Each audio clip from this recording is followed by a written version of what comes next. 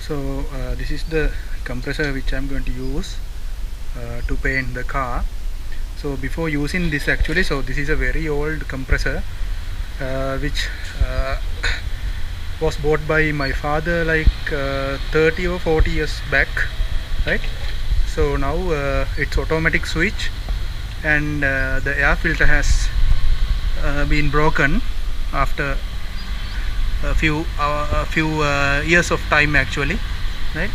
So now I have bought the new air filter, you can see, along with the old air filter.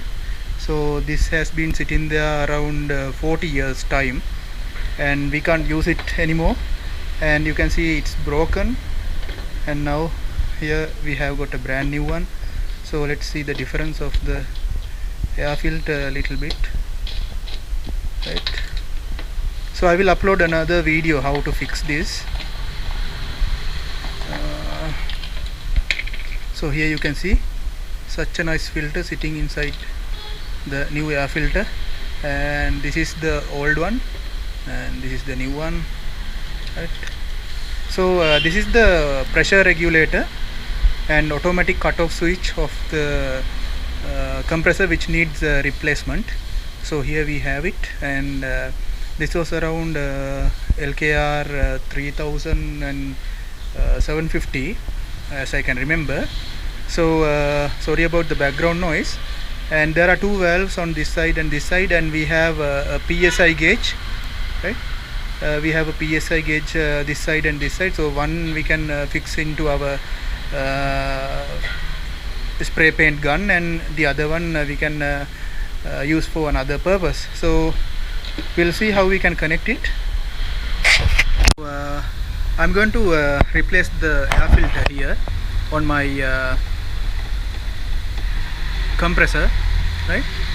So I'm removing this part, and I'm good to go with this part here, right? I'm going to put it like this.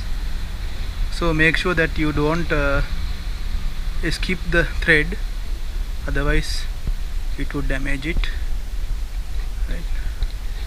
So okay, we are good to go here. So don't over tighten it, otherwise it will break.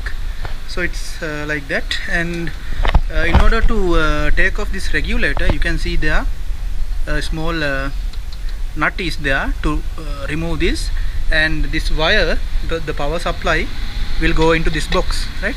So let me remove this part and show it to you. Okay, so 24 millimeter size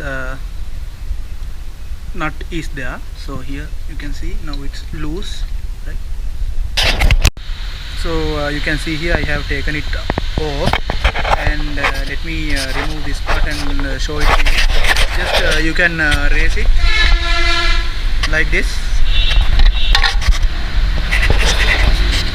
So then you will find the places where you must input the wires, right? That means the power supply. So after that you can place it there and use it once again, right? Okay, so I just thought of showing something to you.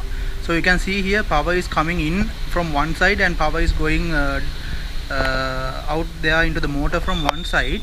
And just because this valve is broken, you can see both sides are fixed onto one side here, so that the automatic switch is not working. So that is why they have fixed both the wires onto the same side. So here you can see that. So here you can see this hose. So this is the what you call this, this is the automatic cutoff switch actually, right? So in this one you can see it must be fixed into this end, right? So I will fix it and show it to you again. Okay, here we are. So the main regulator is fixed to the tank, and this automatic cutoff line also fixed to the main switch here. And the only thing that we must do is now is to connect the power supply wires. Now all set to go. power supply also given to this end, and intake power line is also fixed here, right?